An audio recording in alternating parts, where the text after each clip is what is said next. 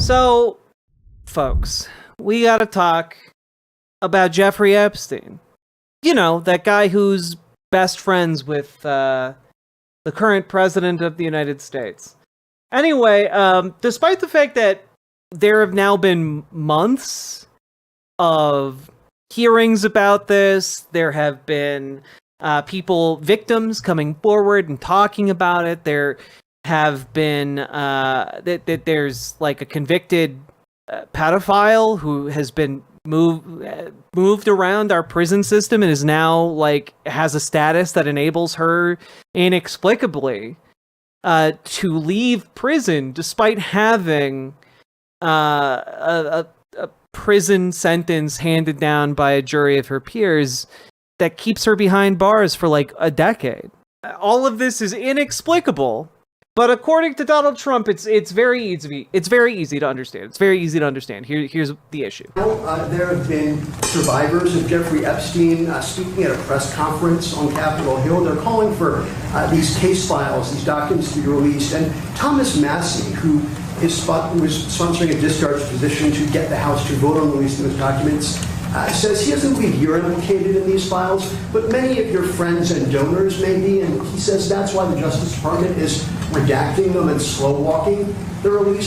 Is the Justice Department protecting any friends or donors, sir? So this is a Democrat hoax that never ends. You know, it reminds me a little of the Kennedy situation. We gave him everything over and over again, more and more and more, and nobody's ever satisfied. From what I understand, I could check, but from what I understand, thousands of pages of documents have been given. But it's really a Democrat hoax because they're trying to get people to talk about something that thousands and thousands of pages have been given, but it's all a hoax is a hell of a line. That's totally irrelevant to the success that we've had as a nation since I've been president.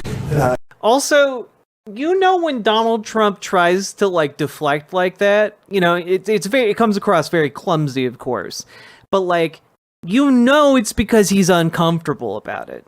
Even if you look at DC right now, DC, it's all deflection. He does not want to talk about this issue at all. Like, he's still skittish about it, and it's ridiculous. But also, we have to talk about some new developments. This is from as of 8 hours ago on this case. Axios reporting hidden camera catches DOJ aide lured by dating app. Just incredible stuff. The acting deputy chief of a Justice Department unit said on hidden camera that the government will, quote, redact every Republican, unquote, from an Epstein client list. He later admitted he was basing his comments on media reports.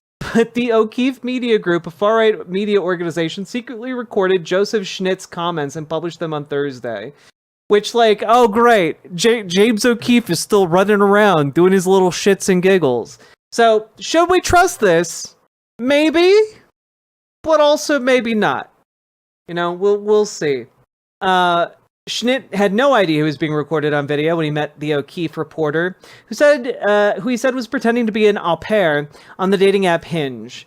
The comments I made were my own personal comments on what I've learned in the media, not from anything I've done or learned via work. And like, I don't know, it seems like maybe you as somebody who works as one of the people who reports to the DOJ acting director, maybe you know more than that, actually. Yes, this came from the Project Veritas freaks. James O'Keefe. He's the guy who founded Project Veritas. He also got kicked out of it. So this is actually from the freaks who are too freaky for Project Veritas, right?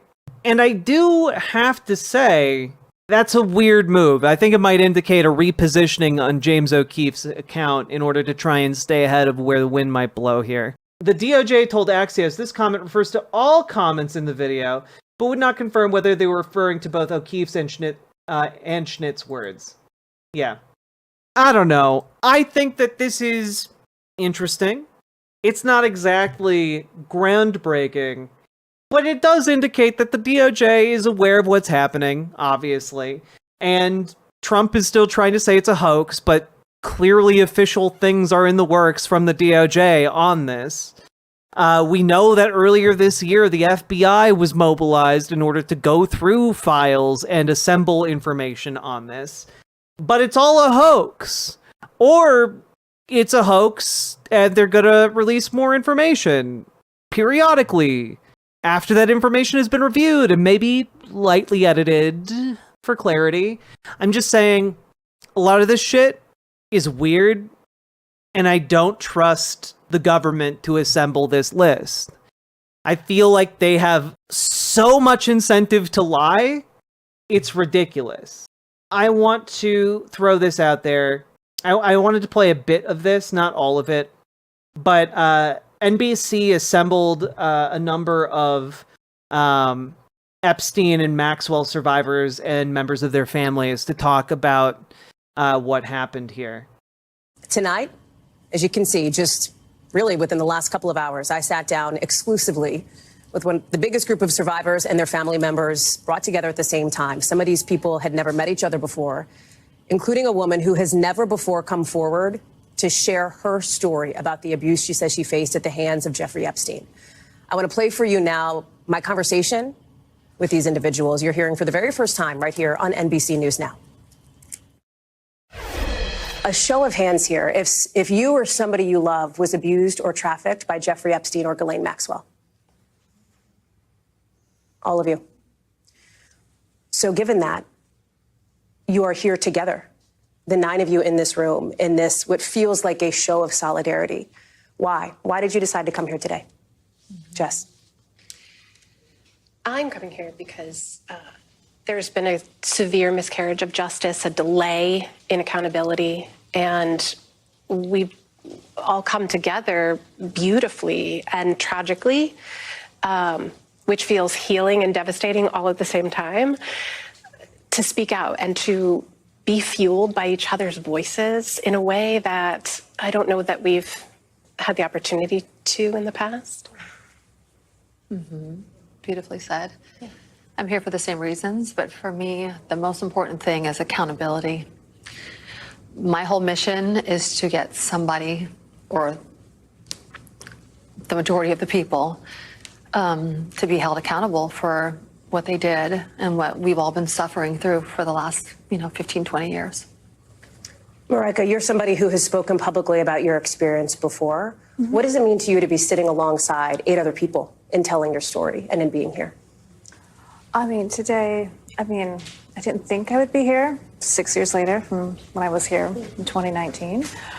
I guess I'd just like to say that, I'm sorry, it's always a bit nerve-wracking to speak on camera like this, but I just want to say that the government has failed us. Maria Farmer reported this in 1996.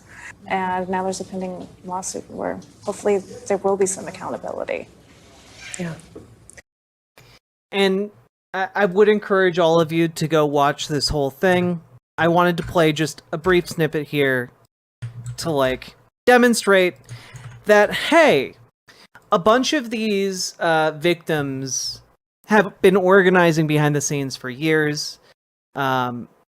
Usually with one another to have some degree of solidarity and have, be able to support each other. Some of these people came together in particularly in response to a summons from Congress in order to talk about their experiences with Jeffrey Epstein. Riverboat Jack is coming to town. All the viewers gather around. Twitch and YouTube and swishy streams. All that content is bursting the scenes. Politics, being plenty more. Your sense of fashion you'll adore. So grab your stuff and hop aboard. We're going straight to Jack's Discord.